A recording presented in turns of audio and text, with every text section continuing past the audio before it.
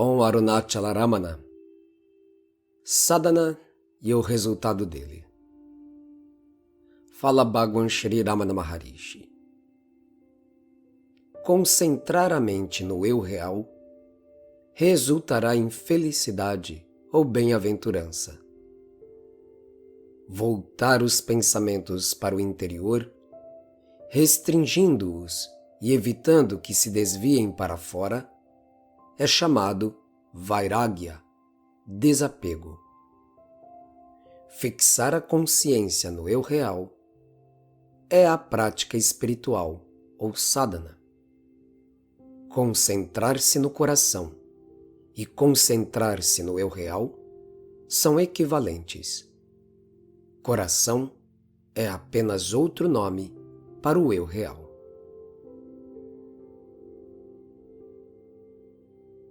Comentário. Tamanha é a simplicidade e a naturalidade de Bhagwan que podemos deixar passar irrefletida sua incomensurável compaixão e bondade em trazer-nos esclarecimentos espirituais de uma altura e lucidez assombrosas.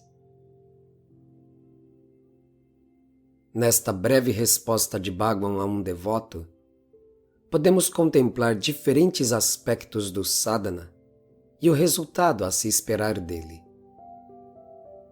Bhagwan, sem rodeios, e indo diretamente ao cerne do tema de imensa relevância, a saber, sadhana, nos declara de imediato o que o sadhana é e o que se esperar como resultado dele. Abre aspas. Concentrar a mente no eu real resultará em felicidade ou bem-aventurança. Fecha aspas. Concentrar a mente no Atman, que é a nossa verdadeira identidade, ou eu real, é o sadhana. Concentrar a mente em algo já nos é mais do que conhecido. Sabemos perfeitamente o que significa colocar toda a atenção sobre uma atividade, objeto ou fenômeno. Não raro, concentração será entendida como uma ação empenhada, ou seja, o esforço para manter nossa mente fixada em algo. Outra palavra que nos ajuda a compreender o que é a concentração é o conceito foco. Também temos um conhecimento intuitivo a respeito do significado de colocar e manter o foco em algo. E ainda nos servimos da palavra atenção para explicar uma atitude focada, capaz de perceber nuances e detalhes sobre algo que é percebido ou está sendo feito. Há uma certa tendência em tentar diferenciar estas palavras, encontrando significados e aplicações variadas para cada uma delas. Por definição de dicionário, vamos ver alguns dos significados que mais nos interessam aqui. Atenção, ação de aplicar o espírito a alguma coisa. Reflexão. Concentração, ato ou efeito de concentrar-se. Estado de quem se concentra, condensação, isolamento, solidão. Foco, significado físico, ponto onde convergem os raios da luz, depois de refratados em uma lente ou refletidos em um espelho. Ainda, fonte de luz, ponto de onde saem os raios vetores para certas curvas, ponto de convergência. Podemos contemplar que os muitos significados para estes três conceitos são similares e até se repetem, embora, no caso do conceito foco, acabemos encontrando mais significados empíricos e científicos. Assim, quando consultamos a ação verbal da palavra focalizar, encontramos o sentido de pôr em evidência, trazer ao centro, ou como o ponto central de onde provém alguma coisa. Logo, podemos tomar estes significados como convergir para o nosso próprio centro. Entendo que o mais importante a se ponderar na afirmação de Bhagwan é que a concentração no si mesmo transcendental, ou Atman, não é algo que sirva para debates ou malabarismos conceituais. É preciso, acima de tudo, sentir. Já que, quando estamos concentrados, verdadeiramente focados em algo, nós nem pensamos que estamos concentrados ou focados. Simplesmente estamos, sem espaços para argumentações ou notificações simbólicas do que estamos experimentando. Não podemos negar o fato de que sabemos o significado experimental, direto e empírico de se estar focado, concentrado e atento. Porém, também não podemos negar que esta experiência, a de se estar focado, nos é conhecida a partir da alteridade e da cognição, ou seja, com objetos e fenômenos percebidos fora de nós. Assim, se alguém requisita a outra pessoa que preste atenção a um ruído ou a uma canção, será até fácil fazê-lo, pois sabemos qual é o objeto do sentido e qual é a ferramenta dos sentidos a se aplicar. Da mesma forma, para consultar a textura ou temperatura de algo, o sabor ou a aparência de algum fenômeno ou objeto, sabemos qual é a ferramenta do sentido. Sendo o Atman o mais sutil do mais sutil, obviamente não será utilizando-se dos sentidos e de seus objetos que chegamos a contemplar a natureza daquilo que é incorpóreo. Por isto mesmo, Bhagwan nos aconselha a usar da ferramenta mais sutil que temos à nossa disposição: a mente. Aqui nós podemos encontrar algo de paradoxal nesta afirmação, especialmente considerando os apontamentos espirituais de Sri Ramana, pois que Bhagwan, em diferentes oportunidades, afirmou que a mente nem sequer existe. Como poderíamos então aplicá-la para encontrar algo que é por natureza transcendental e imaterial? Por isto mesmo, insisto que não encontraremos a resposta no campo dos argumentos ou da reflexão especulativa. Até agora, nós argumentamos de uma forma lógica a respeito do conhecimento intuitivo, da atenção, concentração e foco. Argumentamos que sabemos colocarmos-nos neste estado de atenção centralizadora e afirmamos também que esta experiência, comum a todos nós, tem por base os 5 sentidos aplicados e aliados aos fenômenos que por eles são captados. Como podemos desfazer o nó deste dilema de captar algo que não pertence ao sensorial, utilizando-se de uma ferramenta que nem sequer exista? A lógica a ser utilizada é minimamente um contrassenso, ainda que absurdamente razoável.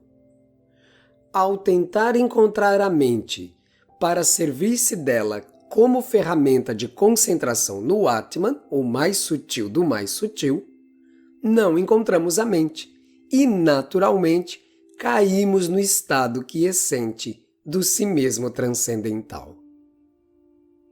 Ao tentarmos usar a ferramenta dos pensamentos, que unidos compõem o que chamamos de mente, para segurar-se naquilo que não tem palavras, somos atraídos vertiginosamente para aquilo que pretende domar, controlar e aplicar a ferramenta da concentração.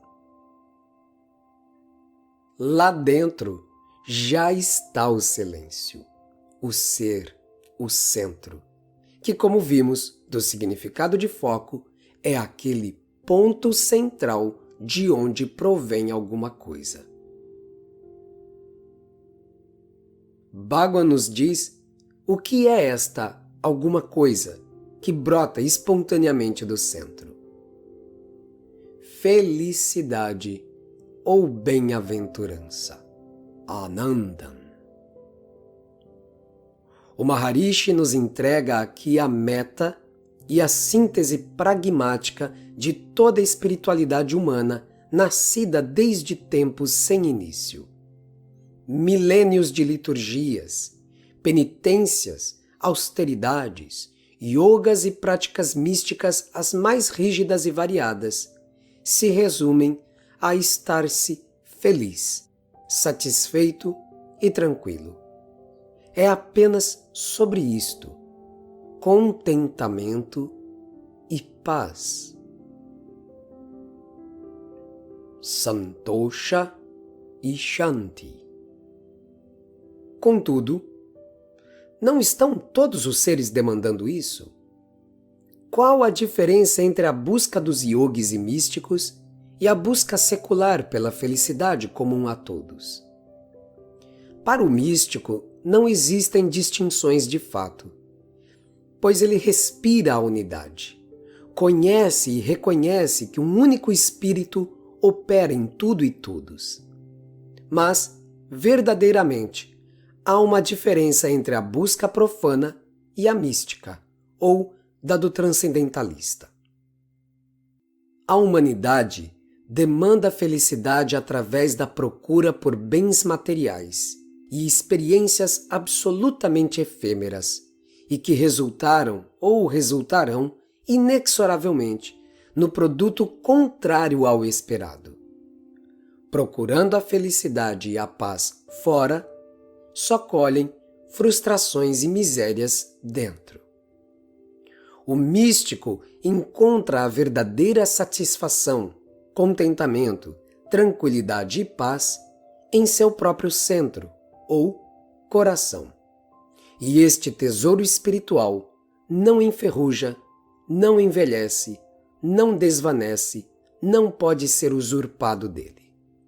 Portanto, daí nasceu a ideia, comum entre os místicos, de que a procura pela felicidade deve nos arrastar para dentro, para um estilo de vida dotado de quietude exterior em favor da contemplação silenciosa interior. Este estilo de vida, supostamente, exigiria do contemplativo que ele renunciasse a tudo e todos e assumisse o vairagya, ou desapego, como seu modo peculiar de existência, mantendo apenas o indispensável para sobreviver. É assim que nasceu, por exemplo, a ideia sannyasa, de renúncia. Porém, Bhagwan Sri Ramana nos abriu um caminho que, embora seja estreito, não exige de nós mais do que um interesse real pela bem-aventurança, oportunizada por este mergulho interior, instante a instante. Assim, o Maharishi nos entrega uma nova definição para Vairagya. Aliás, não é nova nem antiga, é apenas como é, a verdade mais profunda de Vairagya. Fala Bhagwan Sri Ramana, abre aspas, voltar os pensamentos para o interior, restringindo-os e evitando que se desviem para fora, é chamado Vairagya, desapego. Fecha aspas. Por esta definição, a renúncia deixa de ser uma encenação mundana, por vezes absolutamente falsa, de uma dada satisfação egoística de se obter reconhecimento e apreço alheio, uma respeitabilidade completamente falsa, onde se vê o ego agigantar-se num corpo vestido com farrapos santarrões. Desapego é demandar unicamente felicidade e paz no interior, em nossa intimidade espiritual, no eu divinal, no Atman. Bhagwan começa então a retificar cada conceito espiritual comum às inúmeras tradições da Índia, antiga e moderna.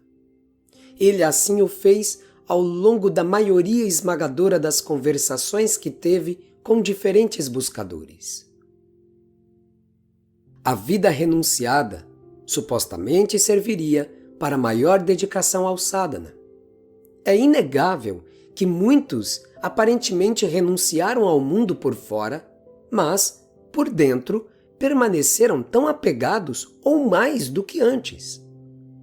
A renúncia teatralizada só faz crescer o desejo e a cobiça e impossibilita que o sadhana possa transcorrer tranquilamente. Mas, de outro modo, se a vida renunciada aponta para o abhyasa, ou seja, para a continuidade numa praxis transcendental, importa trazer a questão: o que é esta praxis? O que é o sadhana? Já apresentado de imediato por Bhagwan, ele volta a frisar o entendimento último do que significa a prática espiritual. Abre aspas. Fixar a consciência no eu real é a prática espiritual, ou sadhana. Fecha aspas. Do paradoxal aqui, vemos que Bhagwan não se serve do conceito mente como no início de sua resposta. Ele agora fala de fixar a consciência no eu. Alguém poderia argumentar que o Maharishi afirmou muitas vezes que a consciência é o Atman. Então, como poderíamos fixar a consciência em algo distinto dela se tudo é consciência? Sempre que pretendermos receber o apontamento de um jnani ou sábio realizado pelo literal de suas palavras, cairemos num poço de contradições, dúvidas, especulações, paradoxos e, infelizmente, até mesmo no ceticismo. As palavras apontam para algo, mas não são este algo. Assim como sabemos intuitivamente o significado de focalizar e concentrar, também temos a inferência intuitiva do eu. Consciência aqui é a integridade completa do sujeito. Tudo o que sou, integrado com aquilo que sou. Tudo o que sou, unificado com aquilo que é. Fixar a consciência na realidade é o mesmo que dizer estar-se consciente da consciência, repousar a consciência nela mesma ou simplesmente ficar quieto. Fique quieto é a essência dos ensinamentos de Bhagwan Shri Ramana Maharishi e de todos os gyanis, sábios, yogis e mahatmas que por esta terra passaram em diferentes yugas ou eras. Mais uma vez, procuramos sentir as palavras de Bhagwan, não crucificá-las numa espécie de significado literal benzido como mandamento, dogma ou crença pueril, por vezes tomadas como clichês no púlpito de pessoas que cobiçam o status de Gyani ou Guru. Ora, se não fosse necessário sentir esta verdade, Bhagwan não teria usado nunca o termo Hridayan, ou coração. Lembrando que Hridayan significa literalmente eu sou o centro. Portanto, focar, sentir e ser estão inexoravelmente unidos, pois não são 3 ou 2, tal como ser, coração e Atman são um só e o mesmo, como Bhagwan afirma. Abre aspas. Concentrar-se no coração e concentrar-se no eu real são equivalentes. Coração é apenas outro nome para o eu real. possa nosso coração dilatar-se e abrasar-se no fogo beatífico da evidenciação última do si mesmo transcendental. Que a graça de Bhagwan e de todos os Gyanis estejam conosco. Om Namo Bhagavate Shri Ramanaya.